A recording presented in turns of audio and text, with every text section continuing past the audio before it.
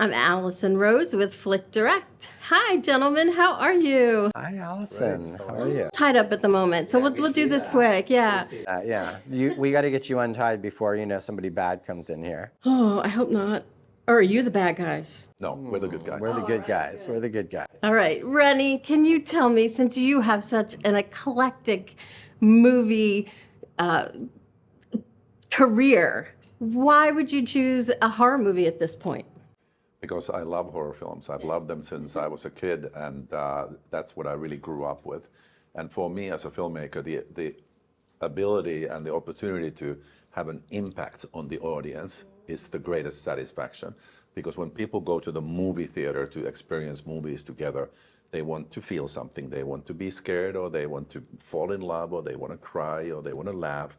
And for me, to be able to scare people, to give them that cathartic experience of getting their stress and all the everyday worries and fears and phobias out of the way by channeling them through the movie screen, I think it's fantastic. And to see the audience scream at the screen is the best thing that I can give them. Well, besides being psychological, I will admit that I jumped more than once, so you did your job well. So it's also a great exercise. Yeah. Exactly, there you go.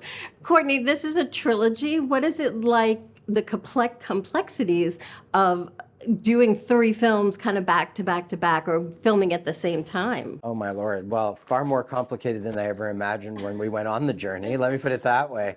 No, it's amazing. I mean, this is the funny thing about it. So you could call it the trilogy for sure. We call it chapter 1, 2, and 3 because it was one giant film. So literally, just when we reimagined it, and we loved the original one so much, it was sort of like, there's so much of a bigger story to tell here, and there's so many interesting things, and it needs time to really be done in the way that the original was done, character-wise on both sides, antagonist and protagonist. And so it was like overwhelming at times. And but like exhilarating and exciting and like so much fun, and it was the first part for us as a producer is get all your team involved, get your director, get your stars, get your department heads, get everybody involved. And so I had this crazy thing that, like, Renny always loves to tell a story. I'm like, yeah, just read the script. And I send him the script and then get it like a note back. He's like, this is 280 pages. I'm like, yeah, I know. So that's where it all started. I don't think you could condense it down and make it as powerful as it is so far. And that's just act 1. We look at that, and to us, that's just act 1 of our script. So other people, yes, it's a whole movie, but it's just act 1. You're gonna have to wait to see act 2. Renny, how do you decide what's going to be a jump scare, what's going to be psychological, where those 2 worlds are going to meld in a sense? One of the best questions anybody's ever asked. Well, thank you. Not that I have the answer, but it's a great question. But that's exactly what you work on so hard when you're doing a horror film, and especially this kind of a horror film, because this is all reality-based. There's nothing supernatural about this movie or fantastical. So for us, the most important thing was the atmosphere of the movie, which is a constant feeling of dread, of this just incredibly heavy sense of fear, and that you are in a normal environment, you are in a house, but there's no place to escape, and there's no rhyme and reason. Why are these people there to scare you and to potentially and very likely hurt you and maybe kill you?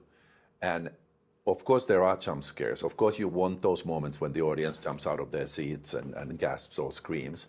But more important for me is really to have that sense of tension all the time, and not to revert to, jump scares are easy. I can throw a cat at you and you'll go like, oh my God, a cat. Cat, big boom, there it is. but it's, for me, it's about keeping it real, and just having everything come from real situation that the audience can relate to, so that when you're sitting there in the theater with your friends, you can sense, it makes it scary for you because you can see yourself in the place of that character. There's no some kind of a supernatural 3-dimensional monster in the room. There's just somebody knocking on your door, and you say like, why is somebody knocking on my door at 3 o'clock in the morning?